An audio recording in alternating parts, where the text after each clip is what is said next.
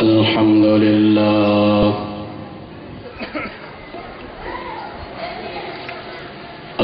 لله نحمده ونستعينه ونستغفره ونؤمن به ونتوكل عليه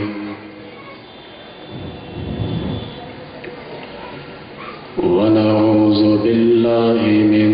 شرور أنفسنا ومن سيئات أعمالنا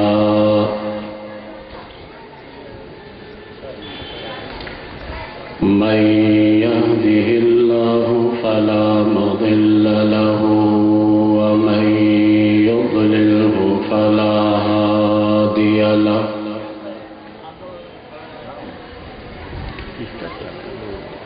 ونشهد أن لا إله إلا الله وحده لا شريك له ونشهد أن سيدنا ومولانا محمدا عبده ورسوله أما بعد فأعوذ بالله من الشيطان الرجيم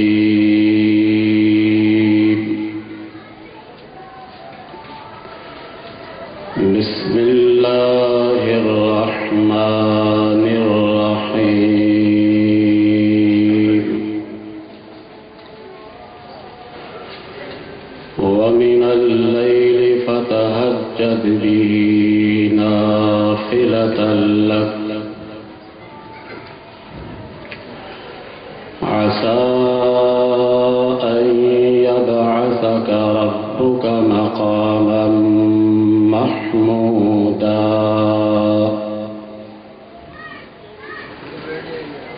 صدق الله مولانا العظيم وبلغنا رسوله النبي الكريم الأمين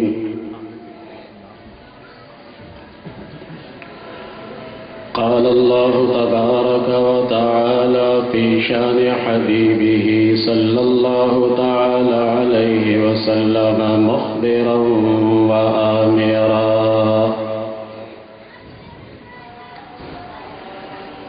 إن الله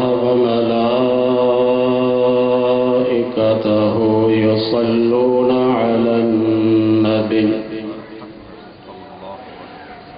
يا أيها الذين آمنوا صلوا عليه وسلموا تسليما اللهم صل على سيدنا ومولانا محمد وعلى آل سيدنا ومولانا محمد وأصحاب سيدنا ومولانا محمد وبارك وسلم الصلاة والسلام عليك يا رسول الله الصلاة والسلام عليك يا حبيب الله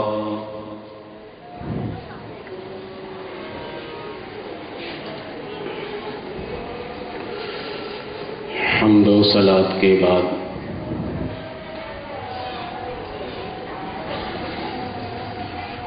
میں اور آپ ایک عظیم الشان محفل میلاد مصطفیٰ صلی اللہ تعالی علیہ واصحابہ وسلم میں بیٹھے ہیں اور اس پیارے آقا صلی اللہ علیہ وسلم کی تعریف و توصیف سن رہے ہیں۔ مجھ سے قبل اخی محترم مولانا ممتاز علی اشرفی زیدہ شرفہ نے معجزات پر آپ کو خطاب سنایا ہے۔ ان کے بعد مولانا امجد حسین اشرفی زیدہ شرفہ نظم کی شکل میں اس پیارے آقا صلی اللہ علیہ وصحبہ وسلم کی تعریف و توصیف سنا رہے تھے۔ اس وقت اسٹیج پر بزم علماء اشرفیہ رضویہ کے صدر مولانا محمد مہتاب عالم اشرفی زیدہ شرفہ اور دیگر ائمہ کرام اور علماء اعظام تشریف فرما ہیں۔ میں سب سے پہلے اپنے ان دوست و احباب کا تہہ دل سے شکریہ ادا کرتا ہوں کہ جن کی ضد اور اصرار نے مجھے ٹائم دینے پر مجبور کیا، ورنہ میرا یہ کہنا تھا کہ میری تقریر آپ لوگ سماعت کرتے رہتے ہیں، باہر سے بلا کر آپ تقریر کروائیے، لیکن پھر بھی ان کی ضد بیچ میں اڑے آئی اور آخرکار مجھے ہتھیار ڈالنا پڑا۔ میں دعا گو ہوں کہ اللہ تبارک و تعالی ان دوست و احباب کے اس محفل کے سجانے کو قبول فرما لے، آمین۔ میں سوچ رہا تھا کہ اس محفل پاک میں کس عنوان سے خطاب کروں، کس عنوان پر روشنی ڈالوں۔ میں نے سوچا کہ کئی تقاریر شہر کراچی میں بھی ہوئی ہے اور اورنگی ٹاؤن میں بھی ہوئی ہے، ان تمام بیانات کو ہم اپنے لیے نبی کریم صلی اللہ علیہ وسلم کی شفاعت کے حصول کا ذریعہ بنا لیں، اور جو دوست مل کر یہ پروگرام منا رہے ہیں اور جس زاویے سے بھی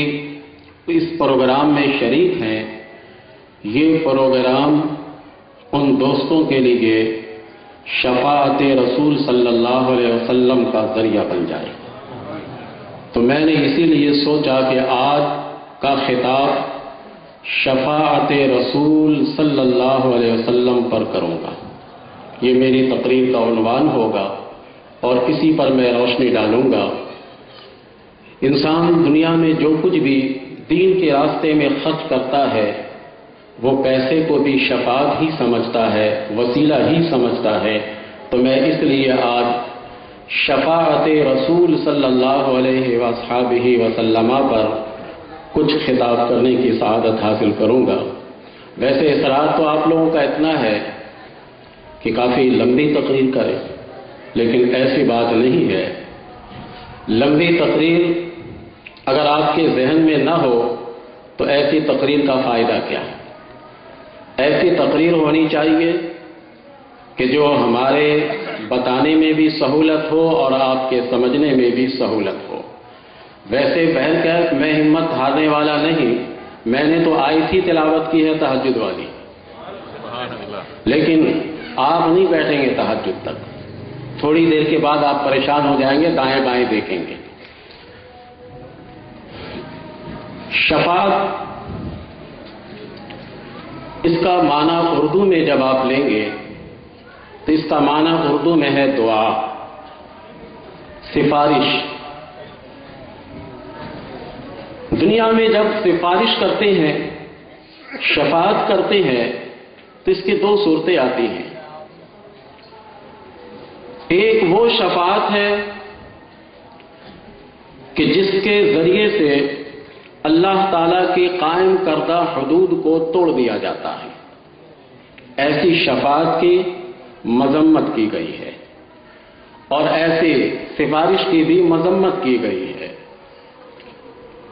اللہ تبارک و تعالیٰ نے قرآن پاک کے پہلے سپارے ہی میں اہل کتاب کی بہت ساری برائیوں کو جب بیان فرمایا تو ان برائیوں میں سے ایک برائی یہ بھی اللہ نے بیان فرمایا کہ وَإِن يَأْتُوكُمْ أُسَارَىٰ تُفَادُوهُمْ وَهُوَ مُحَرَّمٌ عَلَيْكُمْ إِخْرَاجُهُمْ، کہ اے اہل کتاب، تم فدیہ دے کر جیل سے مجرم کو چھڑا لیتے ہو، فدیہ دے کر قید سے مجرم کو چھڑا لیتے ہو، حالانکہ ایسے خطرناک مجرم کا جیل سے نکالنا تم پر حرام تھا۔ قرآن کریم یہ بیان کر رہا پہلے سپارے میں، سورۃ البقرہ میں یہ بتا رہا ہے کہ ایسی شفاعت صحیح نہیں ہے جس سے اللہ تبارک و تعالیٰ کے حدود میں سے کوئی حد ٹوٹ جائے یا ٹوٹ نہیں پائے۔ تو اللہ تبارک و تعالیٰ نے قرآن پاک میں ارشاد فرمایا کہ نہیں، تمہیں ان قیدیوں کو جیل سے نہیں نکالنا چاہیے تھا، تمہیں ان مجرموں کو جیل سے نہیں نکالنا چاہیے تھا، ان مجرموں کو چاہیے تھا کہ تم بند کر کے رکھتے تاکہ معاشرے میں فساد نہیں ہوتا، لیکن پھر بھی تم نے اتنا بڑا جرم کیا ہے کہ جو حرام کام تھا اسے تم نے نکالا ہے۔ نبی کریم علیہ السلام کی بارگاہ میں ایک مقدمہ آیا، میں وہ دنیاوی شفاعت جس سے کہ اللہ تبارک و تعالیٰ کے حدود میں سے کوئی حد ٹوٹتی ہو اسے اللہ تعالیٰ نے ناپسند کیا ہے، یہ میں پہلے بتا رہا ہوں۔ نبی کریم علیہ السلام کی بارگاہ میں ایک مقدمہ آیا کہ حضور ایک امیر خاتون ہے، اس نے چوری کیا ہے جس کا نام اتفاق سے فاطمہ ہے۔ نبی کریم علیہ السلام نے قرآن کے فیصلے کے مطابق فرمایا کہ اس کے ہاتھ کو کاٹ دیا جائے۔ اب لوگ بڑے پریشان ہوئے کہ امیر و کبیر گھرانے کی یہ لڑکی ہے، اگر اس کے ہاتھ کو کاٹا جائے گا تو بڑا مسئلہ ہو جائے گا۔ کچھ لوگ شفاعت کے لیے کوشش کرنے لگے، سفارش کے لیے کوشش کرنے لگے تاکہ نبی کریم علیہ السلام سے جا کر یہ عرض کریں کہ حضور اس کے ہاتھ کو نہ کاٹیے۔ اب بھیجا کس کو جائے سرکار کے پاس؟ سوچا کہ سب سے زیادہ پیار حضور اسامہ بن زید رضی اللہ تعالیٰ عنہ سے کرتے، انہیں کو آگے بھیج دیا جائے۔ نبی کریم علیہ السلام باوجود اس کے کہ خوب چاہتے تھے، اسامہ بن زید سے خوب پیار کیا کرتے تھے، لیکن جب یہ اس شفاعت کو لے کر پہنچے کہ حضور اس خاتون کے ہاتھ کو نہ کاٹا جائے، سرکار نے فرمایا کہ اے اسامہ، کیا تم اللہ تعالیٰ کی حدود کے بارے میں شفاعت کرتے ہو؟ کیا اللہ تبارک و تعالیٰ کے حدود کو توڑنے کی کوشش کرتے ہو؟ اس وقت میرے نبی صلی اللہ علیہ وسلم جلال میں آ گئے اور جلال میں آن کر فرمایا کہ سنو، یہ وہ قانون ہے کہ اگر اس موقع پر میری بیٹی فاطمہ بنت رسول بھی ہوتی تو میں ان کے لیے بھی یہی حکم دیتا۔ تو دنیاوی معاملات جس میں کہ اللہ کی حدوں میں سے کوئی حد ٹوٹ جائے، ایسی شفاعت اللہ تبارک و تعالیٰ پسند نہیں کرتا، ایسی سفارش کو اللہ تعالیٰ قبول نہیں فرماتا اور ناپسند فرماتا ہے۔ ہاں، اس دنیا میں رہتے ہوئے ایسی شفاعت، ایسی جا کر وہاں گزارش جس سے آخرت سنور جائے، بندہ کا گناہ معاف ہو جائے، یہ اللہ تبارک و تعالیٰ کو پسند ہے دنیا میں رہتے ہوئے بھی۔ مثلا حضرت یعقوب علیہ السلام، قرآن بتا رہا ہوں میں، سورہ یوسف میں موجود ہے، حضرت یعقوب علیہ السلام کے 12 بیٹے تھے، حضرت یوسف علیہ السلام اور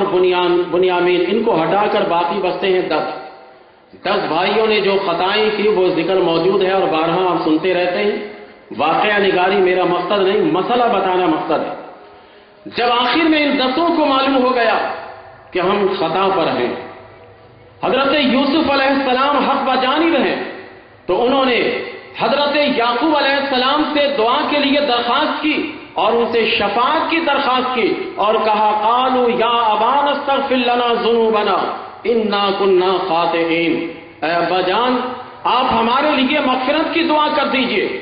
تاکہ اللہ تعالی ہمیں معاف کر دے۔ دیکھیے گناہ انہوں نے کیا ہے، معاف کرنے کے لیے حضرت یعقوب علیہ السلام کی شفاعت کو شامل کر رہے ہیں۔ انہوں نے جواباً کہا کہ اے میرے بیٹوں میں اللہ سے دعا کروں گا، قال سوف استغفر لكم ربی، میں قریب تمہارے لیے اللہ تعالیٰ کی بارگاہ میں شفاعت کروں گا کہ اللہ تعالیٰ تمہیں معاف کر دے۔ دیکھیے وہ شفاعت جس سے آخرت سنور جائے، جس کی وجہ سے انسان گناہ سے بچ جائے،